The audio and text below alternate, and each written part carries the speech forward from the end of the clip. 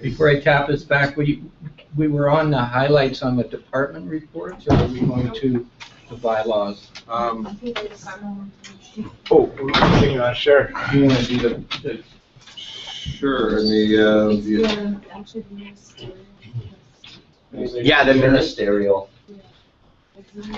no, Sherry's not. Roxanne's up at the podium. Oh, Share? Did Cher get? yeah, it's really. Wait. That's the last we After saw. the water meters, Oh, there she is. Oh, here she comes. is the building bylaw services. Oh, the ministerial. We have to do the ministerial thing first. Where's that? It's number Oh, yeah, 5, memo to council. Yeah, okay. All right, let's tap it back here. Everybody's ready? Okay, member to council of Grand Forks ministerial tax exemption request. I hope you've all read it. It's a long Yes. document, but you understand what they're asking us here, and our CFO is going to lead us through some rationale. Thank you, Your Worship, members of council. Just to give you a brief review of the memo. Was a bit long, I'm sorry, there were a lot of different aspects to consider when we started looking at it. On June 23rd, Grand Forks Ministerial had submitted a letter to council requesting a permissive tax exemption on the whole of their lands. In the past, council, City of Grand Forks has granted they're statutorily given an exemption through the Community Charter Division 6. Churches are all given exemptions on their footprint and the buildings of the land underneath the church, and the church are statutorily exempt. However, City Council has given a Division 7 a permissive tax exemption to the lot that the church is on, the land surrounding the church. But we have not given any additional exemptions to parking lots, empty lots, or any residential properties such as rectories or manses on those properties. So that is basically, I had contacted the ministerial, asked them to submit specific tax exempt requests for the pieces of property that they wish to have exempt. In the past, the churches haven't been asked to apply for exemption each year. It's just been status quo each year. So we haven't, and council has just dealt with permissive exemptions as somebody new comes and applies, it comes to council, they deal with it on a one-on-one, one-by-one basis as they come. So I think the biggest issue to decide in Division 7, which is the permissive, they're currently being exempted under Section 224. And Section 224 of the Community Charter provides exemptions for various nonprofit organizations and also for places of worship. So the main issues when deciding, when council decides if they want to provide a permissive exemption for that, would be the main use, the use of the property. Is it being used? Is it essential? Is it necessary for the place of public worship? So a lot of other municipalities have looked at this, especially recently, at their permissive policy and how they deal with places of worship. I did a lot of research into other municipalities and what they're doing. Saanich was a big help for me because she's also doing the same report. So her and I worked together to determine what the other municipalities are doing. And in a lot of cases, in most cases, I could only find one or two of all the municipalities I looked at. Most municipalities are exempting parking lots right now. Council is determining that a parking lot is necessary for a place of worship. When it comes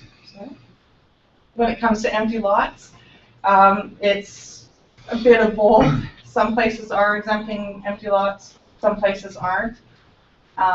When it comes to rectories, manses, places of residence, I could only find one municipality that is actually exempting a rectory, the place where the clergyman would live. Right. And that also, there's another option there too. We would want, I suggested that council may want to look at a policy coming up for permissive tax exemptions. We would want to take into account if that, some of the churches in Grand Forks and in other areas are now renting those out. If the clergy chooses not to stay there, they're actually giving them a housing subsidy to go live in other areas and renting that place out. So that becomes for-profit activities, and that gets a little dicey under the community charter to be the sole use should be for the place of worship. So that's a little harder to justify. And I believe that's why most municipalities have gone that way. So basically, we could go ahead setting a policy. Do I read some inequities in what we currently are practicing? No. No, I don't believe so. All of the churches that are in town are getting the lot permissively exempted that the church sits on. Right. So, but now there's some empty lots, there's some parking lots, and there's rectories and that. So we did have, of the 8 that were on the list for the ministerial request, 4 of those did actually apply for a permissive exemption. 1 was for an empty lot, 1 was for a parking lot, and 1 was for all the above, a lot, an empty lot, and a rectory. So that's the decision that council needs. Mr. Allen. So, Mr. Mayor, if council wishes to have staff bring forward a policy, a suggestion for a policy would be that we bring forward a permissive tax exemption policy that's consistent with the community charter, but also that we potentially include parking lots and include lots that are vacant right beside the church, but not holdings that would be away from the church, because it wouldn't make, if they were planning on doing expansion or using that for recreation activities at the church, then it would make some sense. But if they were to have a holding, say for instance on the other side of town, that they were just simply holding, it wouldn't make a lot of sense for us to give a permissive tax exemption for that. So what we're suggesting is we're looking forward to a little bit of guidance in the policy, and I think that the samples from around BC are there before us.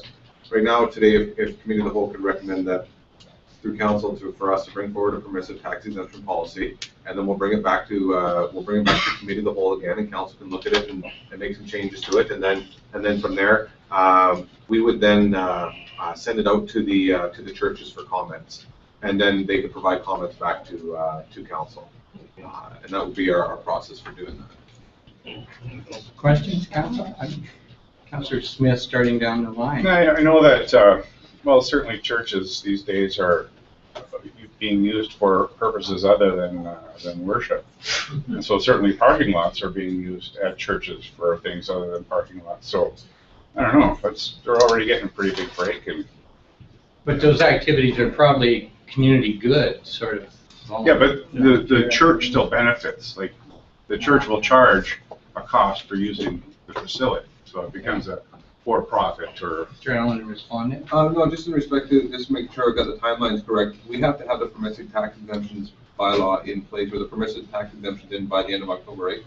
Yes, we have to, for our 2015 permissive exemptions, have to be passed by council by October 31st. So we're going to need to know, do you want to include parking lots today? Is that the question, Roxanne? Just, we need to know Parking lots, empty lots, and rectories and that says. So for 2014, or moving into 2015 permissive exemptions. Right, so you need to shape that bylaw from what we tell you here today. So that we could bring to the September 2nd meeting, we could bring a draft bylaw and a draft policy. Okay, we had Councillor Krog, Kendall, and Wishak. I think what we're doing now, which is exempting the building and the lot which it sits on, which is also used for community purposes. Even the example here, it shows revenue from leasing out the building to different groups. I've always said, and I'll continue to say, that no other holdings, no parking lots, anything should be exempt. If we're going to exempt empty lots, are we exempting empty lots for everyone? There are thousands of religions, thousands in this world, and this is going to come out wrong, but they're groups. Not everybody in the city of Grand Forks goes to the gospel chapel. Not everybody in Grand Forks goes to the Baptist. Those are individuals who seek out those. There are people that don't go to anything, so why is everybody else going to end up giving this exemption to maybe even things that go against their raising and stuff like that? So I think we're fine. We're giving them an awesome break by exempting them, and I don't like the idea of parking lots and lots. If you historically look at the holdings that some churches have, it's an incredible amount of land. So what's going to be next? So leave it the way it is, and they get a break, and it supports the community. Councillor Kendall. Councillor Crump kind of addressed some of the things I was going to address, so I don't really have anything to add. Councillor Shagan. Thank you, Mr. Mayor. The same thing. I've seen no issue with this, the permissive exemption bylaw since I've been on council. I still see nothing wrong with it. I think we are doing a lot for the community in what we're doing already, and I see the status quo as being perfectly acceptable. I'm in rough reading there, it looked like maybe $3,000 worth of taxation would be lost by going further to the adjoining properties or expanding that footprint. It didn't seem like more than that. But it's not lost, it's subsidized. No, I realize that. I'm just trying to put a dollar figure around it. Further, Councillor. Well, I do agree that the parking lots are essential for the churches to conduct business, and, you know, to conduct their services and that. And how many parking lots are there that are involved here? That, because is that $3,000 include all the vacant lots and everything, Roxanne? No. Or is it Good just- question. No, Your Worship, it only includes the 4 that apply, that we had 4 different churches that Oh, did okay, apply. or that apply. Yeah, and one has already been being exempt, they had only applied for the land, and they are already fully exempt, so I think they just, of 3 of them, 1 is a parking lot for sure, and the other one, our permissive tax exemption form didn't ask them what the property's being used for, but I do believe there's people parking on it, it's an empty lot next to the church. Okay, Council, the question in front of us is, do we want staff to bring back a permissive policy that includes an expansion, or bring us back the old policy? Or to frame the old policy the way it is, that we would I continue would move with to frame the policy of the. parking lots and building footprint? No, not parking lot, just the. Well, we do now cover parking. No, we don't. No. No, we don't. Just No, the land around the footprint of the church. Yeah. So if the church and the building- land. But not the park, I thought we did. No. Did I misread that? No, I was thinking this was No. to include other things that we might have added in terms, so we Yeah. don't include parking lots. No. I think we should- That's the way I think council- we should look at it. I think we can do that as part I of this think we process, should making the tax decision for churches, 2015. period. Reach out to the churches, find out what it is that they're looking for, and then we can maybe get them to come back to council, and they can just be discussed at either committee of the whole or just with council. Sounds all right? I'll go with that. So that's the motion. I think at this point right now, the motion was in the report for, what was the motion, Roxanne? To direct staff to prepare a September 2nd.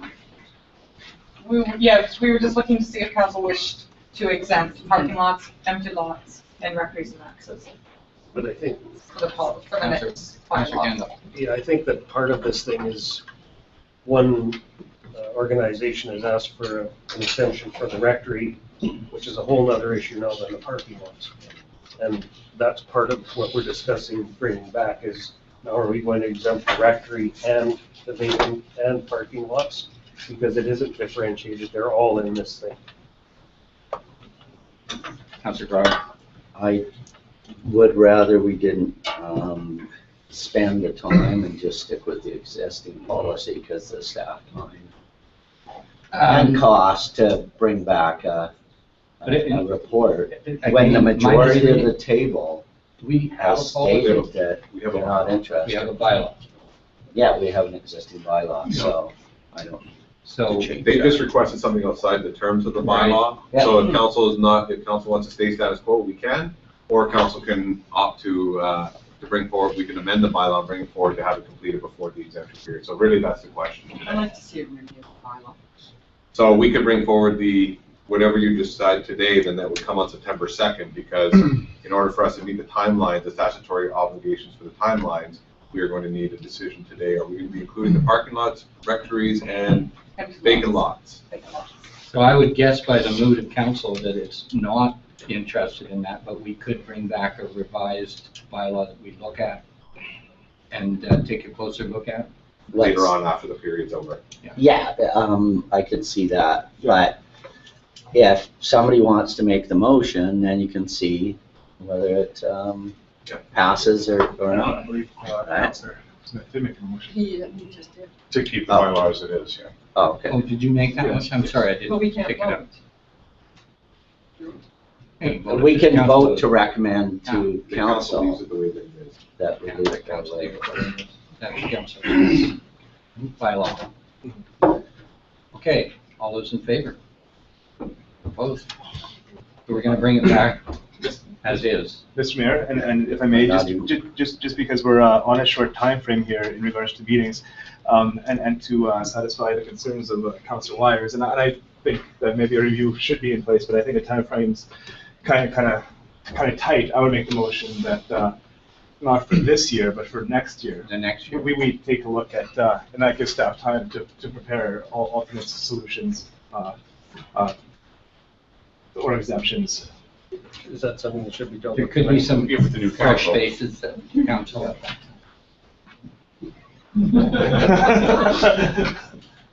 Okay, so Councillor, restate that again in clarity. It's kind of maybe the hard part.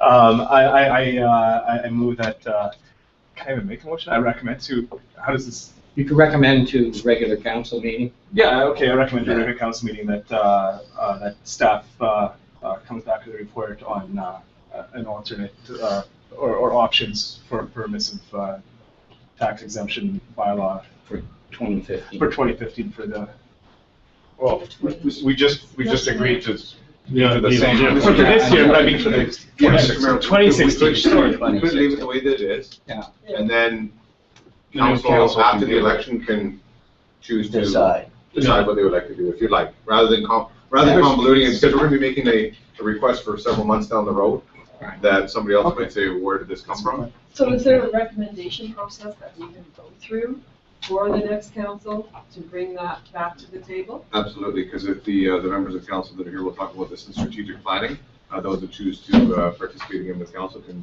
bring that up in strategic planning. And we're gonna have a day or several days of dialogue in there with bringing up issues. So, in this process, we'll be bringing forward some potentially outstanding issues that maybe the community needs to revisit.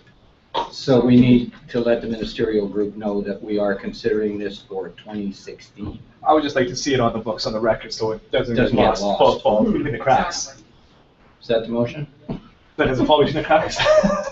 So the motion could be that we leave it the status quo, and then further that it be reviewed again in 2015, prior to the tax exemption period. Sure. Permissive tax exemption. 2016. And state Okay. that 2016. deadline. Yes. 2016. Well done, Greg. All right, all those in favor? Was there a seconder? Don't need it. Don't need- Oh, that's right, sorry. Thank you, Roxanne. Not Okay. really taxing the whole church. Well, that's an option. And that brings us down to our monthly department head reports. Mr. Allen, you want to run us through that? Thank you, Mr. Mayor. The reports are all before us here. If you're happy to answer any questions, I'll start with the building inspection and bylaw services, so continuing development with bylaws. The month of June saw 2 new single-family dwellings. We have 2 new commercials, 2 new sun decks, 2 new renovations. We're at now over 2.14 million, or sorry, 2.7 million in construction value. We take out City Hall, and we're still at 1.7, so we are seeing a substantial increase. We're still transferring over permits from the regional district. It's going to be an ongoing process. And then we're just handing out some notices regarding the sea cans, the metal containers in the downtown core. Just dealing with that. So, and then the second notices have been issued regarding the fire damaged properties located in the Ruffles area. So that information will be coming forward here shortly. Next one. The Chief Financial Officer updating the financial reports on the website. So we've been doing that. Roxanne's been participating with the Head Start program and preparing for the conference on October 3rd and 5th. She's acting as a staff liaison on that because it is going to be a substantial undertaking. The 40 accounts payable, so we're building up 40 accounts for the vendors for direct payment. So we're trying to go paperless in a lot of different ways, so we're moving that way. We've been discussing the terms of reference and for the fees for service with the chamber, tangible capital asset policy and revitalization tax bylaws, and then the tax sale preparation, knowing that we're going to have that coming up here in the third week in September. And then we were working on the airport drag races, but obviously they fell through, so that was off the table. Next is the corporate and community services. So a lot of stuff with elections right now, and human resource projects, getting our policies and procedures in order. Working with the open house, sod turning events, a lot, but I can definitely say there's a lot of stuff when it comes to the election stuff. So Diane and Sarah have been working diligently on that to make sure we're in order for that. You'll find some new information up on the website regarding the election process. The next one is the development and engineering.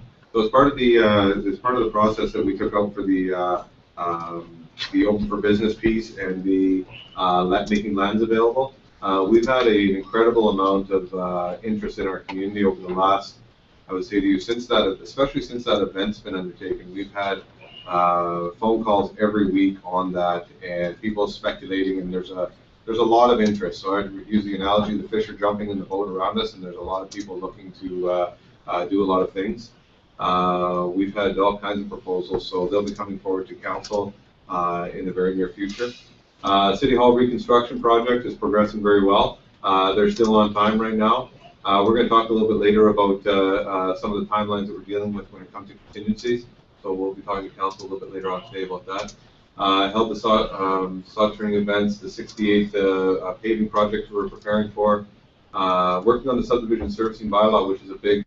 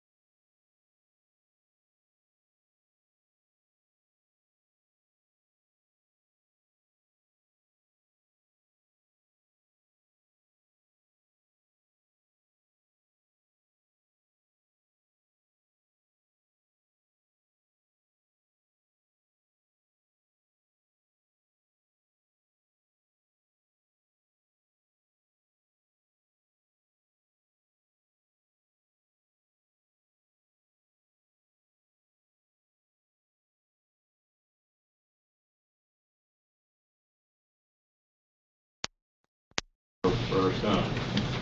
Questions, comments? Move to receive. Received by Councillor Smith. All those in favor? Carried. Thank you, Mr. Allen. We have two proposed bylaws. Just catching me up on this, the temporary borrowing bylaw 1950. These are monies that we're taking from the money that we had permission to borrow. So I wasn't quite clear how much we were taking out on each of these temporary borrowing bylaws, but maybe you could lead us through that 2015 first one. Your worship, temporary borrowing bylaw 1950 refers to the loan authorization, the loan that was authorized in bylaw 1922, emergency water supply for fire protection. Back in 2012, we went to referendum. This was one of the questions that we went into for $1.3 million for planning, study, design, and construction of fire flow requirements, including additional well, standby pumps, and pipe. There has been a little bit of work done in 2012 and a little bit more work done in 2013. We are doing work on this in 2014. 2012 and 2013, we didn't bother starting the borrowing for it. It was such a small amount that it wasn't hurting our cash flow. And we were saving money by not borrowing it quite yet. I'd like to put the temporary borrowing bylaw through so that we will temporarily borrow money each year as we get into the project. We have another probably 2 years on this project. And then at the end of the project, when we know exactly what the amount is, we convert it to long-term debt. The temporary borrowing rate is, I think, 1.3 right now %. So it's a really low rate. It's actually quite reasonable to do the temporary borrowing right now. Okay, so the motion we're looking for, Councillor Doherty, and that we're recommending it to the September 2nd regular meeting. Anything further? All those in favor? And the second one, a similar presentation, we're borrowing from the $4.3 million. Exactly, Your Worship. We've started doing some planning and design of some of the multi-utility projects in town. So again, a small amount.